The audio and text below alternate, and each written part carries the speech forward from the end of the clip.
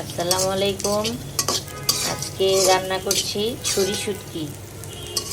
কক্সবাজার গিয়েছিলাম, সেখান থেকে ছুরি শুটকি নিয়ে এসেছিলাম। তো ছুরি শুটকিগুলিকে এভাবে ছোট ছোট করে কেটে একটু টেলে নিচ্ছি। বেশি ভাজা যাবে না, একটু টেলে নিলেই হবে।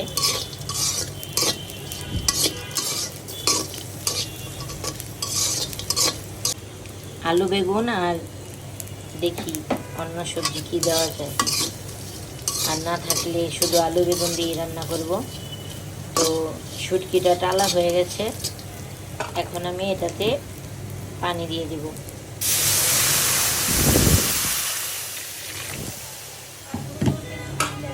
এভাবে গরম পানিতে কিছুক্ষণ রেখে তারপরে এটাকে হাত দিয়ে ভালো করে ধুয়ে নিতে হবে। ঠান্ডা পানি দিয়ে ধুয়ে নিতে হবে। এভাবে পরিষ্কার করে ধুয়ে নিতে হবে। এখানে পেঁয়াজ রসুন ভেজে নিচ্ছি। পেঁয়াজ রসুনটা ভাজা হয়ে গেলে এখানে শুটকিটা দিয়ে দিব। শুটকিটা দিয়ে এভাবে ভেজে নেব।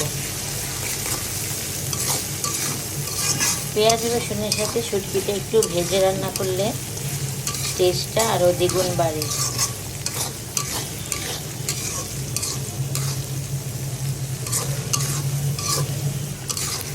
শুটকিটা যখন একটু ভাজা ভাজা হয়ে যাবে তখন এতে আমি দিয়ে দিব মরিচ গুঁড়া 1 চামচ।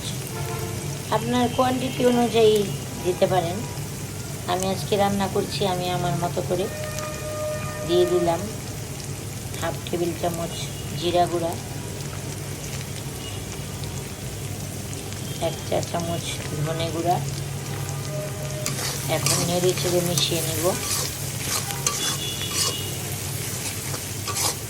এটাতে আদা রসুন বাটাটা দিলাম না, কারণ অনেকগুলি রসুন কুচি দিয়েছি, আর শুটকির তরকারিতে রসুন কুচি বেশি লাগে, এই জন্য আর আলাদা করে আদা রসুন বাটা দিলাম না।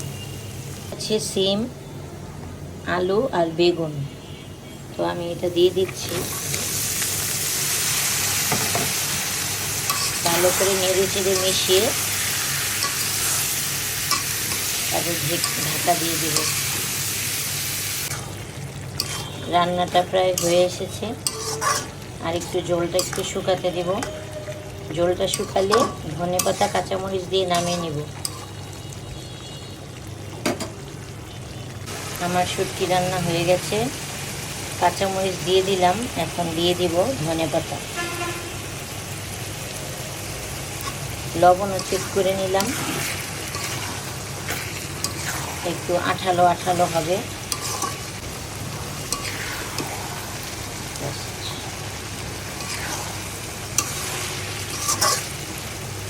আমি আমার স্টাইলে শুটকি রান্না দেখালাম।